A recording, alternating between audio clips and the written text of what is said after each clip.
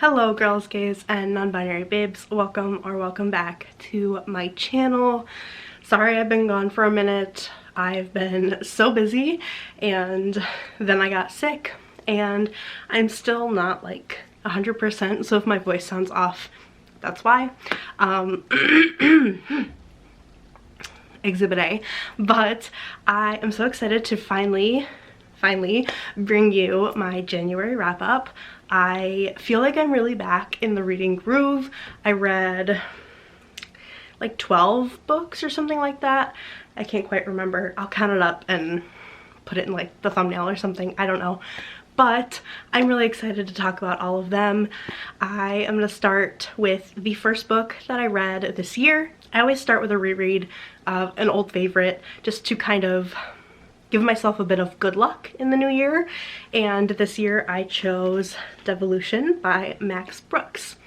So I discovered this book a couple years ago when it first came out and I fell in love with it. This one really kickstarted my dive into horror and reading primarily horror, and I have so much to thank for this book, or I have this book to thank for so much. So obviously it was a 5-star read if I'm using it to kick off my reading year. I absolutely love this book. This is actually my first time reading it physically. I listened to the audiobook the first time I read it and I really liked it that way. I think it works really well both ways. It is kind of like a compilation of files and different stuff. So obviously this book follows a Bigfoot story, and it follows a group of people who are living in a remote, very eco-friendly, modern area, kind of like out in the middle of nowhere near Mount Rainier. And Mount Rainier's in Washington. Washington is like the Bigfoot state of America. And one day Mount Rainier erupts and they get cut off and Bigfoots come to take over. I love this book. I think it did the Bigfoot story really well without overdoing it and making it corny. So I really appreciate that. I think it's really easy to make a Bigfoot story super corny and silly, but I don't think this one did that. I think it was really scary and freaky and gory, and I really liked it, and it seemed really realistic, and it was a really good year, a really good way to start my year. Next up, we have a book that my sister bought for me for Christmas that I decided to pick up because I was feeling good after my first 5-star read, so I wanted to keep it going. I try to keep the 5-star reads going for as long as I can, and so the second book I picked up was I Who Have Never Known Men by Jacqueline Hartman. Sorry if I'm like a little out of breath. That is also part of me being sick right now, is like I feel like I can't do much without being really winded, so yeah. Anyway, this is kind of a, what's the word I'm looking for? It's sci-fi speculative fiction. That's the word I was looking for. This is a speculative fiction book that is set in a world that we don't really know what it is. So our main character is the youngest person in the story. And basically she is living with 39 other women in a bunker, in a cage that, sorry, my heat just kicked on, that is being patrolled at all times by these men.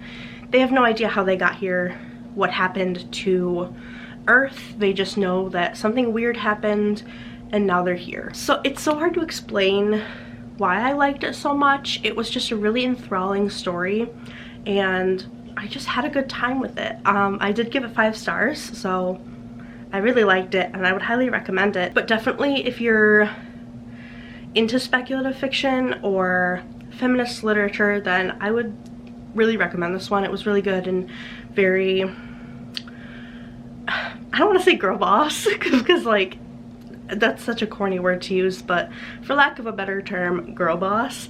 And it was just very introspective. I guess. I really liked it, and yeah, I gave it 5 stars. The next book that I read, quite a few of these books I don't have copies of. I borrowed them from the library, so I'll throw up a picture for you. But the next book that I read is In My Dreams I Hold a Knife. I cannot remember who this is by, but there's a picture on screen for you. This one was, again, really good. I gave this 5 stars, and I had such a good time with it. It is a psychological thriller that follows a group of friends who are reuniting at their 20-year reunion from college. 10, 15, 20, something like that. And they're reuniting, and we quickly find out that one of the people in the group is dead, and one of the people still alive killed her, and we have to figure out kind of who did it and why. It's very If We Were Villains-esque meets like Agatha Christie. I just really had a good time with it. I think it was just fun and kept me on the edge of my seat, and I really liked the resolution at the end, the climax, whatever. I think it was really well done, and I really enjoyed it. So yeah, I don't think I have anything really else to say about this one. Next, we have the book that broke my 5-star streak. I had a really good streak going, 3 books in the new year, but this one did break it, but it wasn't horrible. So that is The Third Angel by Alice Hoffman. I am slowly but surely working my way through all of Alice Hoffman's books, and this one I found at a Goodwill. I got it for like $1, so I couldn't really pass it up for $1, but I gave this one 3.5 stars. I did really like it, but it was just a bit hard to follow for me. So this follows 3 different timelines, I guess, and you can read them actually in any order, like forward, front to back, back to front, which I think is really interesting and a really cool way to write a story, but I didn't know that going into it, so I was kind of confused at what was happening. But this is, The Third Angel is, I guess, like a common thing, phrase, myth, legend, something like that, where there's the angel of life, the angel of death, and then the third angel, which I can't quite remember what it does, sorry. Hence the 3.5 stars. I did like it, but kind of a little confusing for me. It follows 3 women whose lives are all eventually intertwined, and how, yeah, the lives of 3 women in love with the wrong men, and kind of how their stories all come together, and the third angel, all of that different stuff, angel of life, angel of death, and stuff like that. Like I said, good, but compared to like her other stuff, like Practical Magic, it just doesn't, it pales in comparison. So yeah, 3.5 stars. It was okay, but I spent $1 on it, so I can't really complain. Next up, we have the book that my dad got for me for Christmas, and I was so excited to read this. I'm still like, I can't believe I finally read this. Anyway, that's Sticks by Brianna Leslie. I've had this on my TBR for years, and it is a indie published book, so it was like $20, and I could never justify spending $20 on a short little paperback book, so I put it on my Christmas list and I got it, and so I finally read it. This is an Appalachian horror novel, and it follows kind of 2 timelines. The first timeline is this woman and her husband settling in this town and starting a lumber company, and then the other what's the word, timeline is a man that works for this company. He has secrets in his past, and he comes to work for this company, and things are happening that are weird. Men are going missing and being found, some people are being found in mysterious ways, weird things are happening in the woods, and yeah, Appalachian horror, baby. So this one was really creepy. I loved the conflict, well, not conflict, the climax of this one, and the whole resolution, the whole ending was incredible. I think I gave this 4.5 stars. It was a little hard to get into, but it was well worth it. So 4.5 stars. This is really fantastic, and if you're looking for some folk horror that is indie published, then I would highly recommend. It's really good and spooky and definitely keeps you on the edge of your seat. So yeah, really like this one. Give it 4.5 stars. And next up, I read the other book that my dad got me for Christmas, and that is Saga Volume 11. I love this series. I really can't say anything else other than that. I have all of them right here, and this is the latest edition. Love this series. If you haven't read it yet, get on it. It's a fantasy, sci-fi, comic book series that is kind of Star Wars-esque, kind of like, I don't know how to explain it. The premise of like the first one is that these two people fall in love, they have a baby, and they're on the run because like you can't do that because they're fighting against each other, their side. That's all I'll say about that one. It's fantastic, and I gave it 5 stars. Next up, we have another book I've been wanting to read for a while, and that is The Dance of the Dolls. I can't remember who this is by, but picture on the screen. This is actually written by a former ballerina from, I believe, the Royal Ballet in London, UK, in that area, the Royal Ballet. So this was such a good story. First of all, I gave it 5 stars. It was incredible. One of the best ballet stories I've read. And if you're watching this thinking, oh, I don't like ballet, listen, I don't care. Just listen to the book.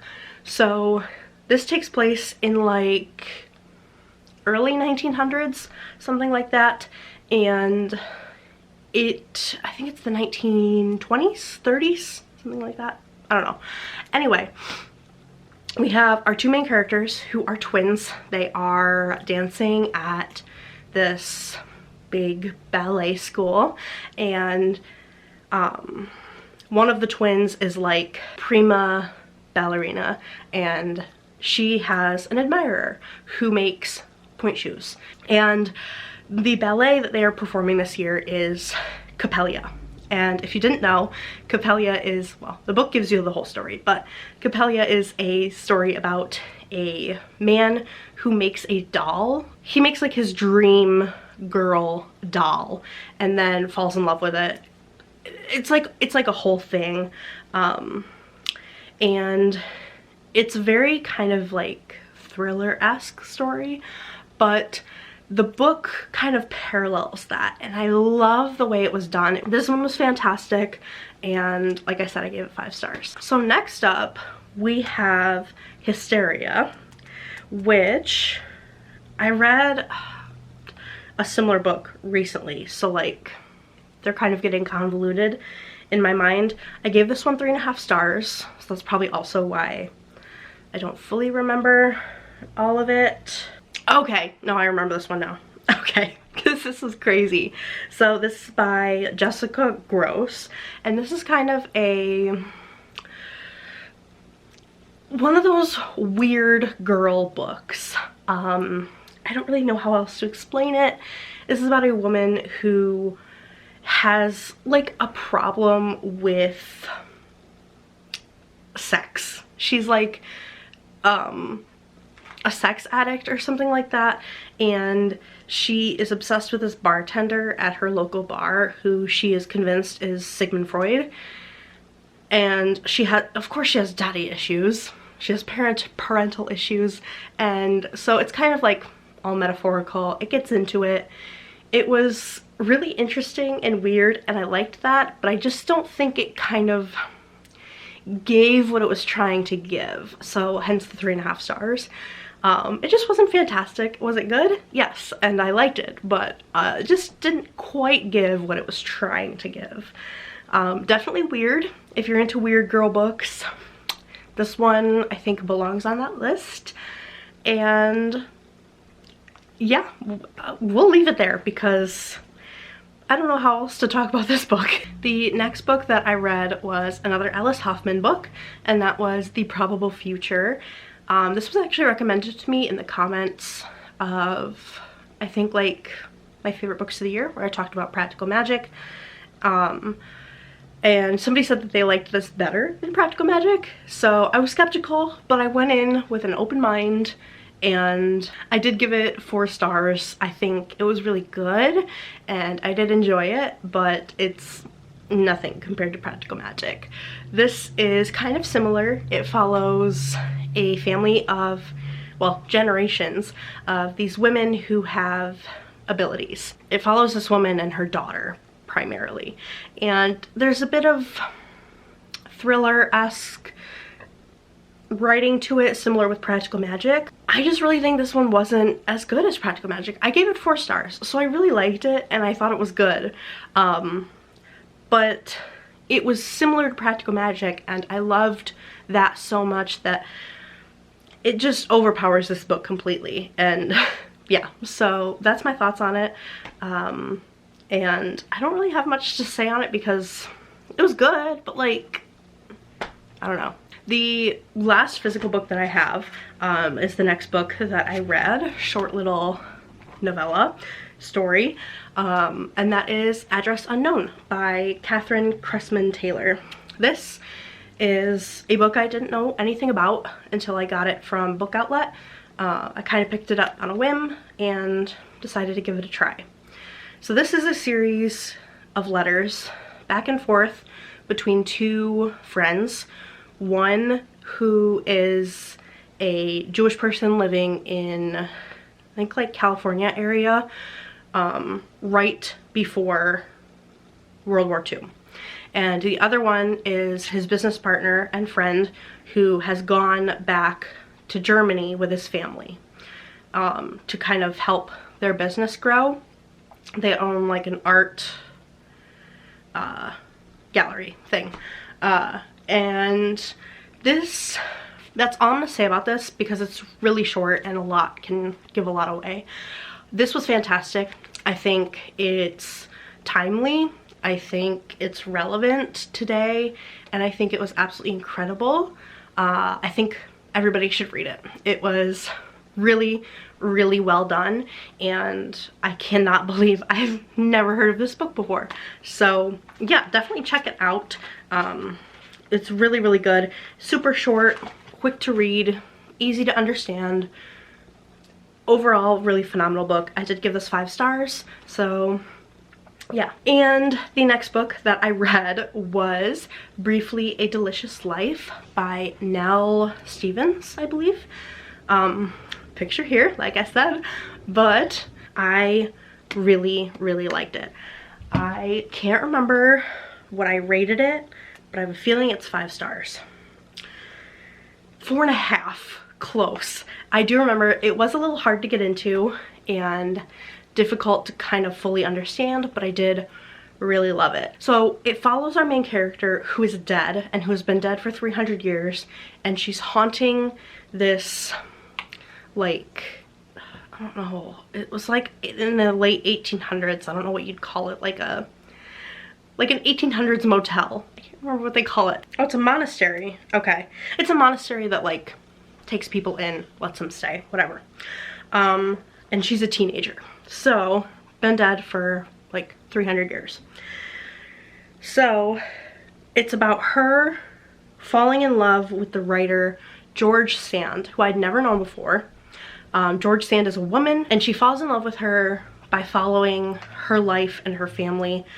This George Sand came to this monastery to stay with, actually, the, what's the word, pianist, Chopin? I don't know how you say his last name. I've only seen it spelled C-H-O-P-I-N. Famous pianist, you know, Beethoven, Mozart, Chopin, some like that.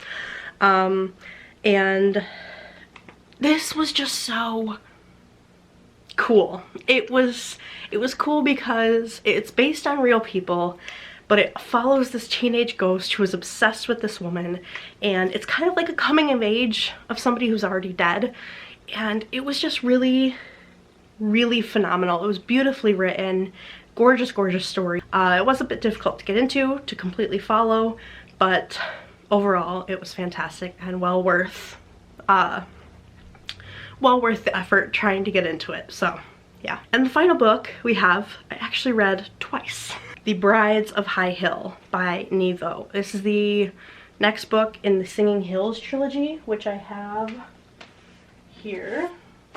So that is comprised of The Empress of Salt and Fortune, When the Tiger Came Down the Mountain, Into the Riverlands, and I think there's one more out now.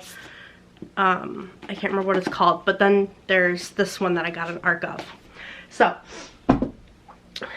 this one I had to read twice because I read it the first time and was not paying attention to a word. So I got to the end and I'm like, what just happened? Thank God it was like a little over 100 pages, so I just flipped to the front and read it again in one sitting. And I really liked it. I think I gave it 4 or 4.5 stars, and it was really good. Not my favorite in the series, but really good nonetheless. It is definitely different from the rest of the books, and I think that's kind of what threw me off at first and made it so I kind of zoned out, I guess. But it's definitely more gothic and dark than the rest of the books that focus more on storytelling, and they're dark, but they're also kind of light and, you know, not like a gothic horror like this one was. This one was intense and crazy. It follows the cleric, our main character, who has been the main character through all of these books basically, and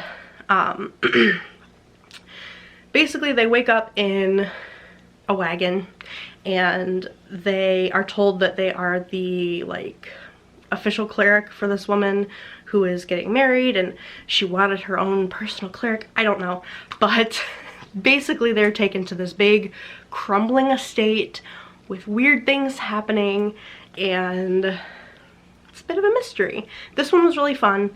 I did like it. Like I said, I gave it 4 to 4.5 stars. It's just, I think it's just important to know what it was about going into it, because these books, I just open them up and read them. I don't like look to see what they're about because I know I'm gonna like them. Does that make sense? It's like the next book in a series. You don't look to see what it's about. Maybe that's just me. I don't know. But anyway, I did really like it. I love this series.